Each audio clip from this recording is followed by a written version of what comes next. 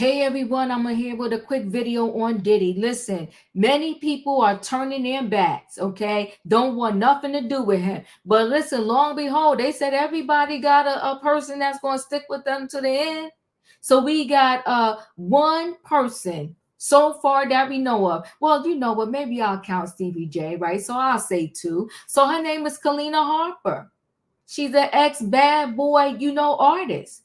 And she's saying, listen, all of these other people are disgruntled employees. And she's standing by Puffy. She's standing by Diddy. She's standing by Brother Love. She's standing by Sean Combs. Okay. So Diddy Dirty Money singer, bad boy artist playing blame game. Just disgruntled employees, she said.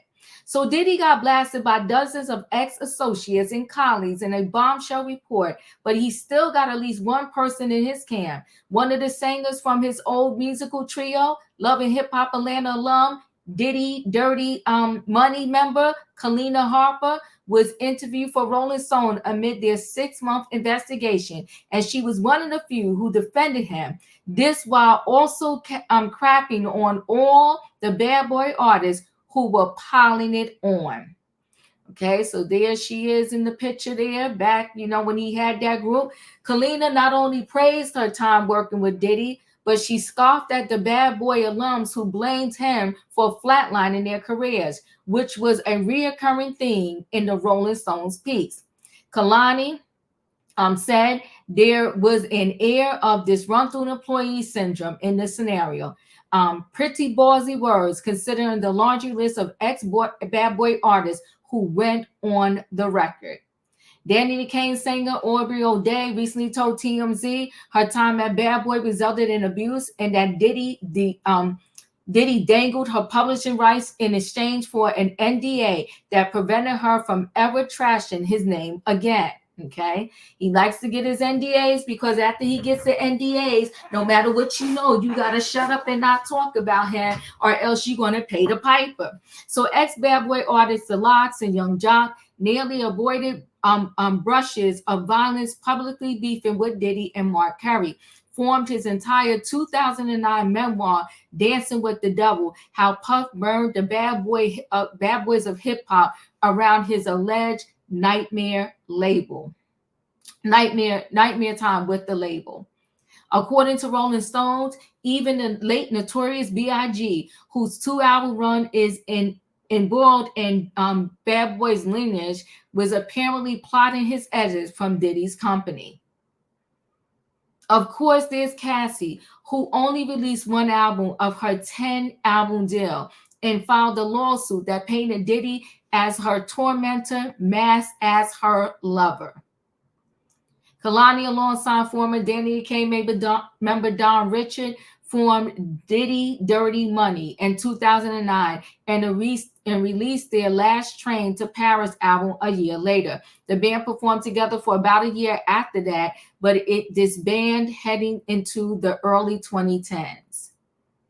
We reached out to Dawn to see if she shares the same experience. So far, no word back. So listen, guys, Diddy got one person on his side. I don't know what he gave her, or if he gave her anything, or if he's still in her ear, or maybe because they said Diddy is like a Dr. Jekyll, Mr. Hyde. Maybe she was one of the fortunate ones that only experienced the good side of Diddy. Listen, guys, chat with me in the comments, and when I get an opportunity, I will chat back. If you're not a subscriber, subscribe. Hit the notification bell so that every time I upload a video, you will be notified. If you are a subscriber, welcome back. Everybody, thanks for watching. Let me know your thoughts on he got a fan here. He got a person that is standing by his side. Listen, guys, also tonight, 8 p.m. Eastern Standard Time, I will be going through the entire Rolling Stones article piece by piece, and we'll have a live discussion about it with a panel. And also, if you don't come up on the panel or make it up on the panel, you can chat with me in the comments, because I will frequently bring the comments up. But we're going to break down this Rolling Stones article. We're going to talk about how they're saying that they're preparing to, perhaps indict him on something. They're also saying that There were tapes collected out of his home, and that's how they was able to contact some of the alleged, accusers or victims, because they started contacting people that they saw in this video footage. God bless law enforcement. Really, I know they get a bad rap a lot of times because we see the things that we see, some of the wrongdoings that are filmed, like maybe perhaps a cop, treating somebody wrong or arresting them and holding their head down in the ground and they can't breathe and stuff like that. But there is another side to this thing, and there are cops that really do their due diligence, that really do good. And unfortunately, imagine if you are the investigative unit that has to sit there and probably watch hours of salacious footage of tapes of these freak offs, and then pausing and trying to find out, okay, is that diva? Does this face look familiar to you? Can anybody try to see in our database, do we have anybody that has this gray hair, glasses, whatever, looks like diva, and see if you can make a phone call to her? And then they call me and I'm like, no, I'm good, I don't want to say nothing.